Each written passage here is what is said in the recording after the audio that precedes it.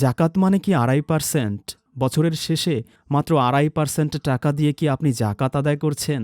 আপনি কি জানেন কুরআনের কোত্থাও এই ২.৫% হিসাব নেই। বরং কুরআন সম্পদ কুক্ষিগত করে রাখাকে জাহান্নামের কারণ বলেছে।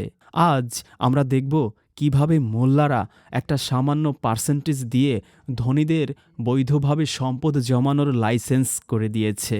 যেখানে কুরআন বলছে অতিরিক্ত সবটুকুই বিলিয়ে দিতে হবে। জাকাতের আসল অর্থ ও পরিমাণ। কুরআন জাকাতকে দেখেছে আত্মশুদ্ধি এবং অতিরিক্ত সম্পদ ত্যাগের মাধ্যম হিসেবে। সূরা বাকারা ২১৯। তারা তোমাকে জিজ্ঞেস করে তারা কি ব্যয় করবে?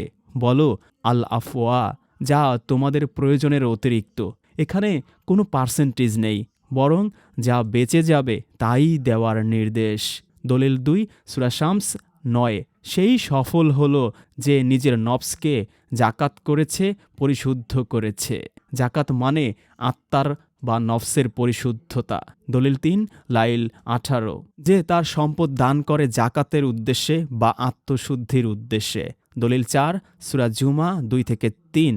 ধ্বংস তাদের জন্য যারা সম্পদ জমা করে এবং তা বারবার গণনা করে। ২.৫% দিয়ে বাকি ৯৭.৫% জমা রাখাকে কুরআন ধ্বংস বলেছে এবং তাদের হুতামা দোজখে জ্বালানো হবে বলে হুঁশিয়ার করে দিয়েছে।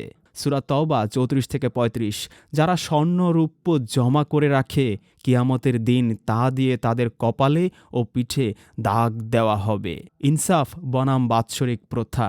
জাকাত কোনো বাৎসরিক ট্যাক্স নয়, এটা একটা জীবন দর্শন। সূরা বাকারা ১৭৭। আল্লাহ বলছেন, সম্পদের প্রতি ভালোবাসা থাকা সত্ত্বেও যারা আল্লাহর ভালোবাসার্থে সেই সম্পদ দান করে, আত্মীয় স্বজন, এতিম, অসহায়, মিসকিন, মুসাফির, অভাবগ্রস্তকে, তার মধ্যেই রয়েছে পুণ্য, তার মধ্যেই রয়েছে সওয়াব। সূরা বাকারা ২১৫। খরচ করার অগ্রাধিকার তালিকা দিয়েছেন আল্লাহ পিতা, মাতা, নিকটাত্মীয়, অভাবী আত্মীয় স্বজনদের। সূরা জারিয়াত ১৯। ধনীদের সম্পদে সাহায্য প্রার্থী ও বঞ্চিতদের সুনির্দিষ্ট অধিকার বা হক রয়েছে। সূরা হাসর ৭। যাতে সম্পদ কেবল তোমাদের ধনীদের মাঝেই আবর্তিত না হয়। ২.৫% প্রথা সম্পদ পুঞ্জীভূত হতেই সাহায্য করে ধনীদের মধ্যে।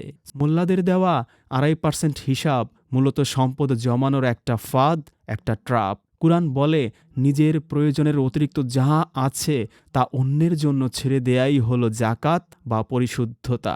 আপনার অতিরিক্ত সম্পদ আটকে রেখে নিজেকে অপবিত্র করবেন না। সম্পদ জমা রেখে হুতামা দোজখে যাবেন কিনা সিদ্ধান্ত পুরোটাই আপনার।